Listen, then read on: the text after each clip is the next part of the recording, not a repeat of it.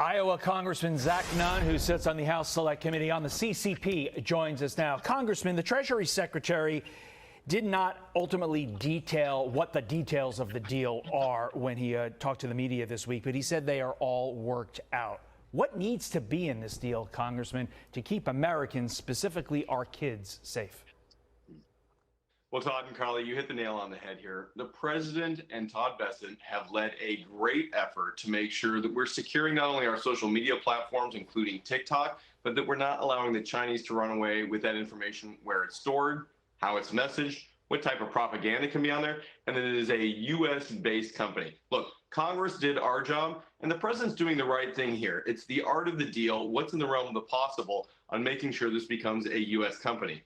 But we should never forget the President Xi is also playing from the art of war in trying to aggressively go after ways that they can advise or even manipulate the U.S. population if TikTok remains in Chinese hands. We saw it firsthand after Congress did our job and passed a law to say that either TikTok needs to become U.S.-based or we're not going to have it here in the United States.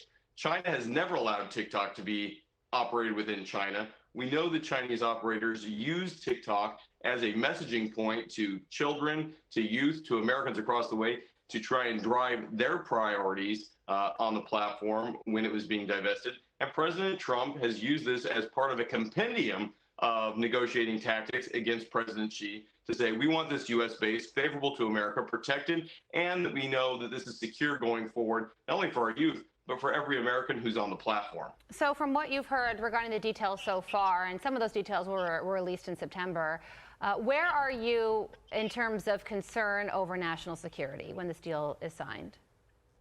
Yeah, Carly, so I have a very big concern here that the data itself is owned and retained by the United States, that the Chinese Communist government does not have access to either manipulate or operate that. And it comes as part of a bigger conversation here. We need the rare earth minerals that China has kept a chokehold on for all of our operations, whether that's one of the million iPhones a day that were being produced in China to advanced weapon grade systems.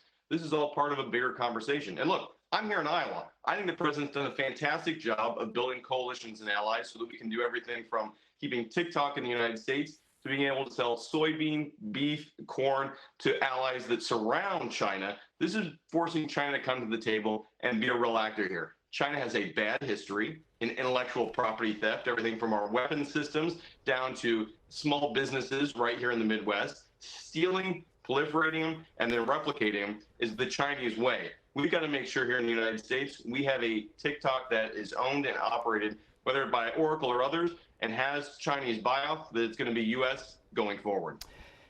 We would be remiss if we did not ask you about the government shutdown as a sitting congressman. Going into day 27, SNAP benefits expected to end on Saturday. Do you think the ending of SNAP benefits really puts pressure on Democrats because their constituents are then going to really hammer Democrats to end this shutdown? Or does it the other way around? Is it Republicans that are really going to face the pressure from their constituents this week?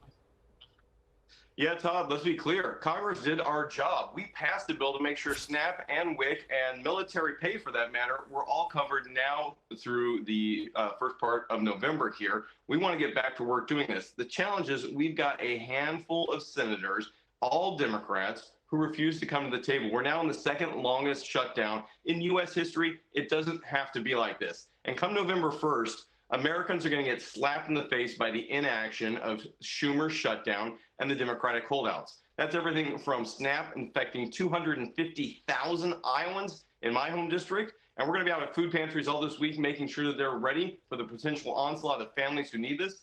But it also means that the millions of military members who may not get their pay, including 2,000 Iowa Guardsmen who I've served with, who are forward deployed right now, may not be paid for their service. It's unacceptable, and it falls squarely on the hands of the Democrats who refuse to come back to the negotiating table and get this government open. We can have long-term conversations, but the first thing we need to do is make sure that women with independent children, families that depend on SNAP, and military members and critical federal employees get their paycheck. They've earned it. They deserve it.